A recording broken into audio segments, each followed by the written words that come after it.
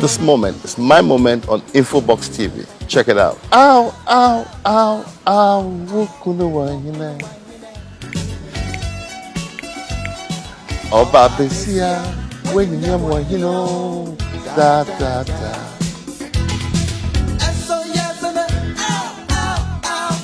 My name is Brako, Ghana's favorite uncle. They call me Uncle Ben. I've been singing all my life since I was a kid. I sang right from primary school, St. John's Preparatory and Primary, through St. Augustine's, where I sang with the school group. And in fact, I'm one of Ghana's first teenage pop stars. I love all my songs. It's like my children, you know. I love them for various reasons. But the song that I think really touched me, there are two. One is Ntase, the one that says Wukunwahin. One day I was in my room at Legon, and then suddenly this tune came to me, ow, ow, ow, ow, Wukunwahin, and with the expression and everything. So I got excited. I ran to one of my fellow musicians. It was late at night, and he was asleep. When they knocked his door, he said, what? So Ben said, but Ben, it's late. I said, look, I've got something special. I forced him, I opened the door and I said, ow, ow, ow, Wuku. I said, go back to bed, you know. But that song just came to me with its own lyrics, everything fully intact. And then, of course, there's one of the songs that I really, really like is called Etwe. Etwe is a traditional Cape Coast god. And the reason why we call Etwe is because it seems that we are losing our souls and our spirits. You know, we're becoming something else instead of who we customarily are, what our tradition takes for us, the beautiful things that God has endowed us with. We are throwing them all away for fanciful European American stuff. And so, you know, we say a lot of things in this song. The funny thing is that when I was writing the song, I didn't realize how potent it was. And it's even more relevant today than it was when I first wrote it. And I wrote it when I was in Legon.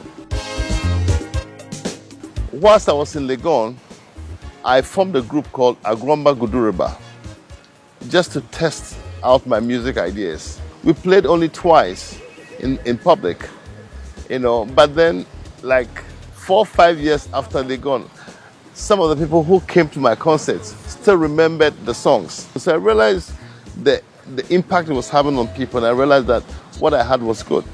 So I decided that, you know, eventually I would do it, you know. I would go out and record, because I hated the idea that one day I'll be an old man and sit and regret that I never recorded my songs.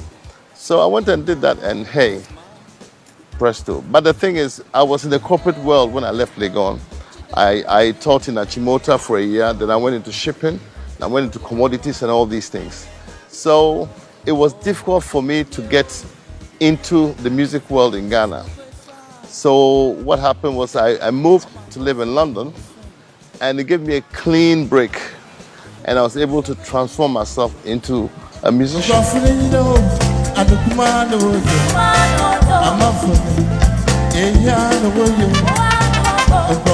A lot of things have changed, particularly the technology. For instance, at first you used to go to the studio, you had reel-to-reel tape, and you record like 9-10 songs all at once, you know. And so I think that sometimes, apart from the key songs, you lost the focus on the other tracks. Now, you can take any song and make it as good as you can, you know, because all your attention is on it, and release one track at a time. So it has changed a lot. Also, these days you can't make sales, you know, of music products, so you have to go on the social networks and stuff and release your songs more or less for free.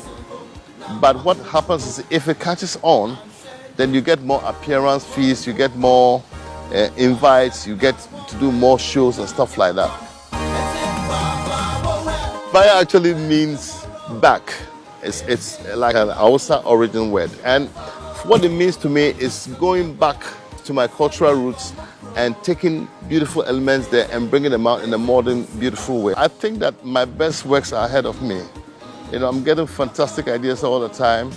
I think hitherto I've not really worked too hard in the studios, because it's not, after a point it became counterproductive financially, you know, but I realized that I love it anyway, you know, and I feel that I have something in me that has to come out, and so I'm working very hard on it.